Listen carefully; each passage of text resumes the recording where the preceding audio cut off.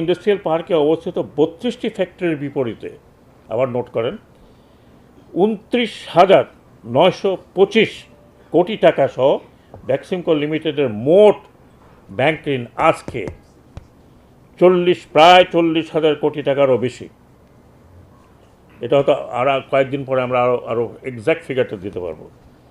এর মধ্যে শুধুমাত্র জনতা ব্যাংকের পাওনা 23,285.42 কোটি টাকা, হাজার কোটি টাকা। ম্যানেজমেন্ট অর্থাৎ মালিকরা এই অর্থ কোথায় নিয়ে গেছেন এটা আমরা এখনও বলতে পারবো না, বাট এই টাকা মনে করা হয় যে দেশের মধ্যে নেই, থাকলে হয়তো আমরা জানতে পারতাম। বেক্সিমকো ইন্ডাস্ট্রিয়াল পার্কে মোট 32টি ফ্যাক্টরির মধ্যে 16টি ফ্যাক্টরির কোনো অস্তিত্বই নেই। আমি জানি না আপনারা জানেন কি না, যদি আমি যা বলছি সেটা ফ্যাক্ট চেক করবেন। 16টি ফ্যাক্টরির কোনো অস্তিত্ব নেই, কিন্তু উক্ত 16 কোম্পানির বিপরীতে 12,000 কোটি টাকা ঋণ গ্রহণ করা হয়েছে।